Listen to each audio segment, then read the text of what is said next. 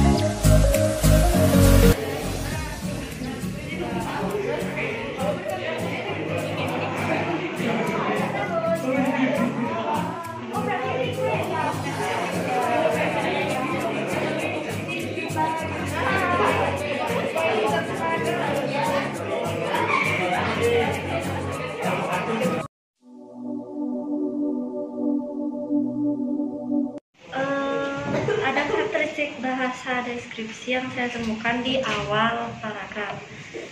Saya bacakan dulu kalimatnya. Luka di lutut kiri tantri tumbuh lagi. Mula-mula hanya bintik kecil dengan bunga nanah yang anggun, tapi kemudian membesar. Bintik itu mengembang seperti gunung kecil dengan kawah nanah yang siap meledak dari borok.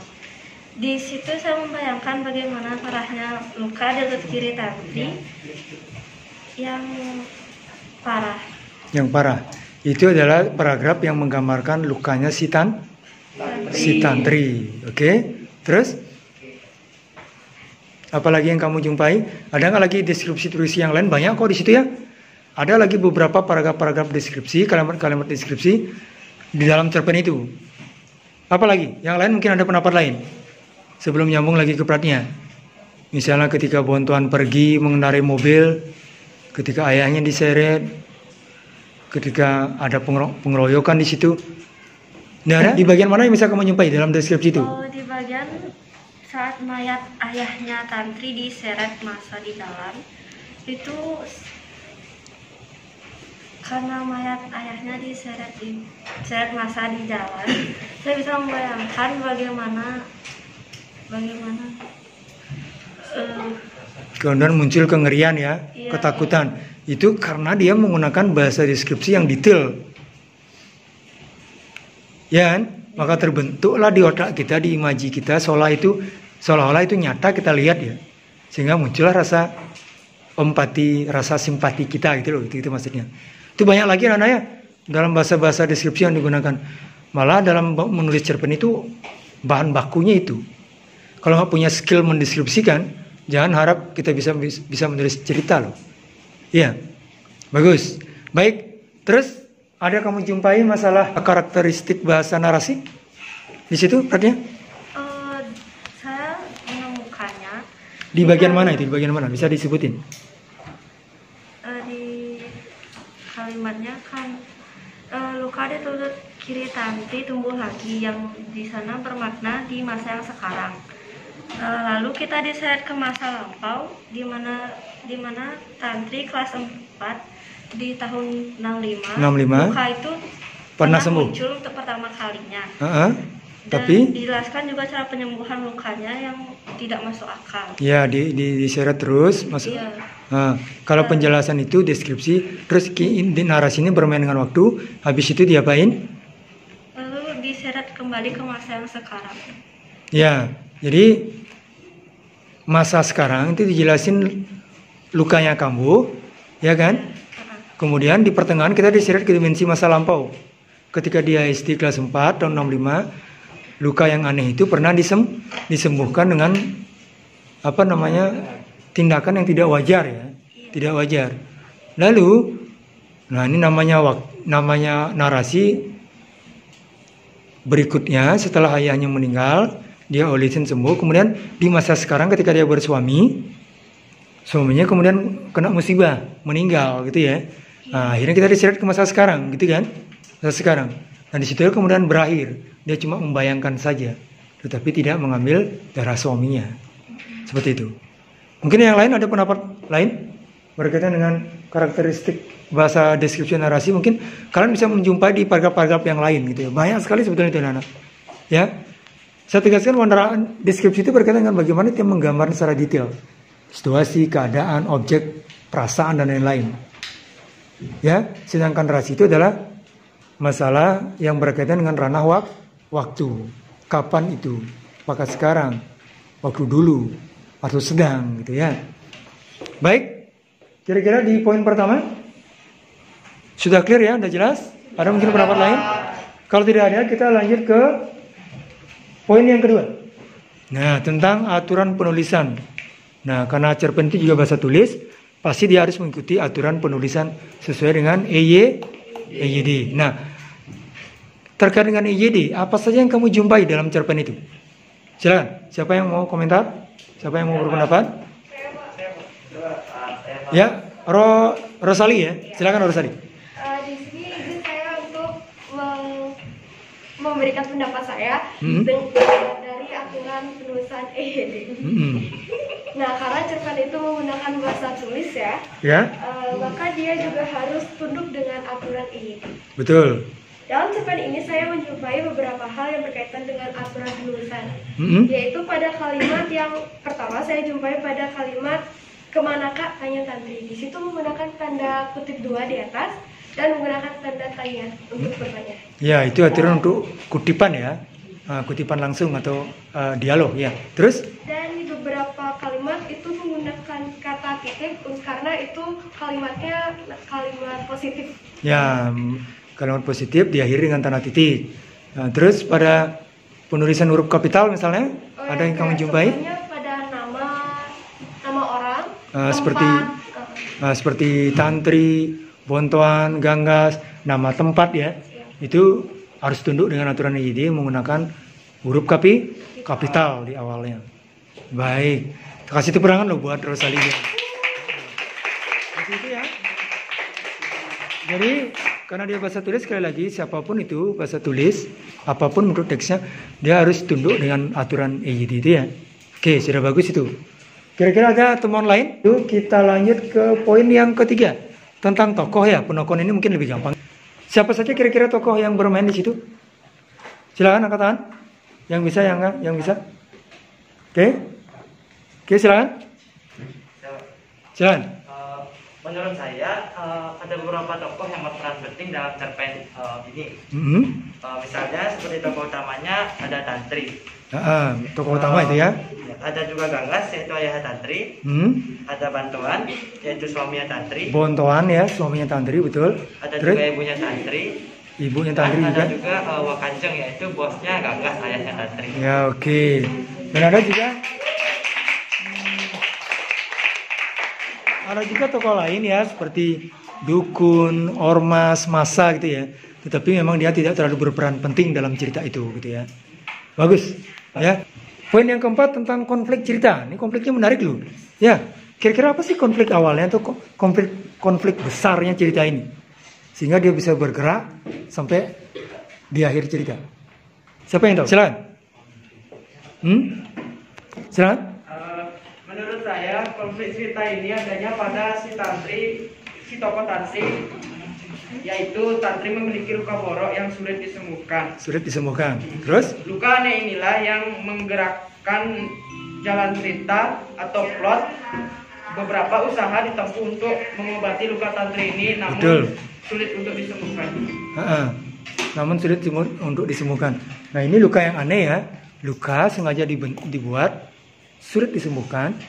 Nah, inilah yang akan menggerakkan cerita. Kok sulit disembuhkan? Bahkan ada catatan pernah sembuh, tapi syaratnya sangat berat sekali anak-anaknya. Pakai ada darah-darah lagi seperti itu. Agak ngeri juga membayangkan gitu ya. Tetapi justru di situ akan cerita itu menjadi dramatis ya, dengan konflik yang seperti itu. Sengaja dibuatkan luka yang sulit disembuhkan. Kalau sudah sembuh, syaratnya sangat sulit dan tidak tahu kamu lagi. Ya, anak-anak ya. Betul. Jadi konfliknya luka di lutut kiri tantri yang sulit untuk disembuhkan.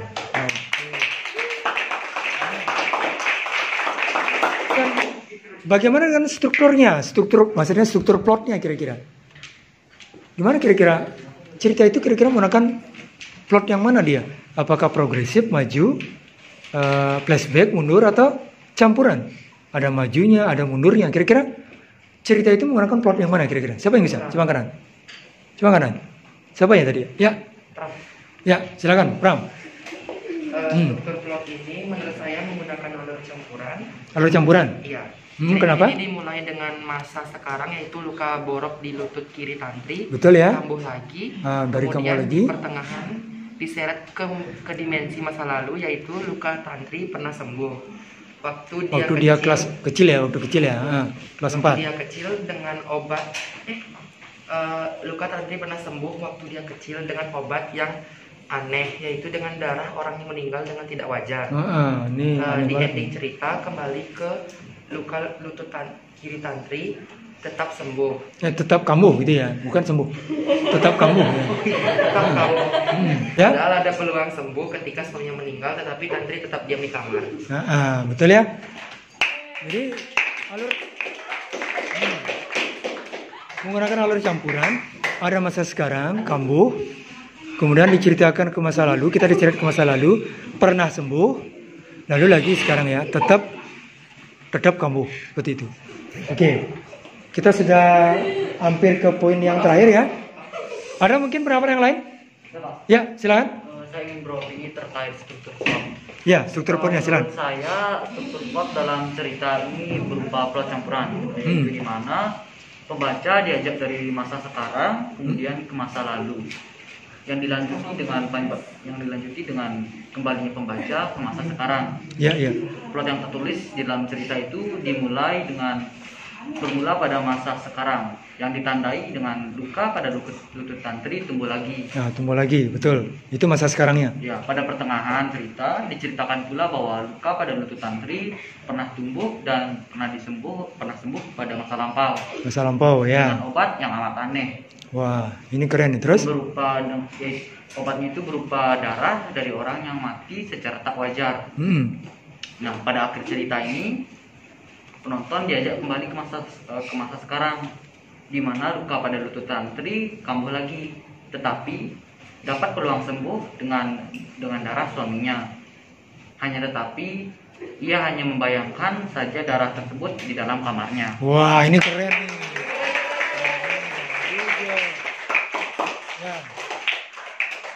Ulasan yang sangat tajam ya, kritis dan sangat luar biasa ya. Oke, kira-kira ada mungkin pendapat lain? Ada pendapat lain? Tidak ada, Pak. Sudah sepakat ya seperti ya, jadi dia campuran ya, udah clear banget ya, sudah jelas banget, udah dijelasin. Nah, kita tiba ke poin yang terakhir, ending. Nah, ini menarik banget ya, endingnya menarik banget ya. Nah, kira-kira silakan dipaparkan siapa yang menemukan bagaimana kira-kira ending cerita itu. Ya, silakan. Perkenalkan, nama saya Fitri. Jadi menurut saya cerita ini tuh tidak biasa, dimana membingungkan, menggantung, dan juga timbul banyak sekali tanda tanya. Di akhirnya ya, di ending ceritanya ya malah ya. Semula saya berpikir bahwa Tantri akan mengambil darah suaminya untuk menyembuhkan lukanya yang ada di lutut. Mungkin yang lain juga sama ya, berpikiran sama ya. Terus? Ia hanya membayangkan darah suaminya di dalam kamarnya saja. Padahal sebetulnya gampang banget ya, dia tinggal ngambil doang, selesai ya. Jadi, gitu ya. Kira-kira apa? Ya, silakan lanjut aja lihat. Jadi endingnya itu dapat disimpulkan menggantung, terus membingungkan dan penuh tanda tanya. Jadinya menggantung itu yang Nah, pertanyaan terakhir saya, kira-kira kenapa penulis memilih mengakhiri cerita seperti itu ya? Awalnya sembuh, kambuh, pernah sembuh, kambuh, kok nggak sembuh lagi? Kenapa dia memilih ketika suaminya meninggal itu kan ada peluangnya sebetulnya ya? Kenapa Tantri hanya bisa membayangkan saja di dalam kamar? Kira-kira apa pertimbangannya kira-kira? Siapa yang bisa komentar? Ya, lagi kembali. Karena cerpen itu tidak boleh mengubah nasib. Ya, jangan sampai mengubah nasib ya. Seandainya saja. Karena dia pendek soalnya ya. Endingnya luka di lutut kiri Tantri itu sembuh, Jadi cerita ini tidak dapat dikategorikan sebagai cerpen, melainkan dikategorikan sebagai novel. Sehingga cerita itu terlihat biasa-biasa saja dan mudah ditebak. Ya, kalau Anda semua lagi, itu kan mengubah nasib ya. Dan cerpen tidak punya peluang untuk sampai mengubah nasib ya. Mungkin kalau dalam novel bisa ya. Ya, tapi kalau cerpen sekali kambuh tetap kambuh. Ya gitu ya. Walaupun pernah sembuh, tapi itu hanya masa lalu. Wah, ini keren. Ada lagi mungkin punya pendapat lain? Itu juga strategi supaya nggak ngebosan kejutan ya. Kalau dia sembunyi lagi kan gampang ditebak ya. Ceritanya akan jadi kurang menarik. Di akhir itu kita dikunci di situ. Pasti penontonnya berpikir akan diambil kan darahnya lalu diolesin sembuh. Wah, kalau begitu akan menjadi hilang tingkat kemenarikan, kebagusan dari cerita itu.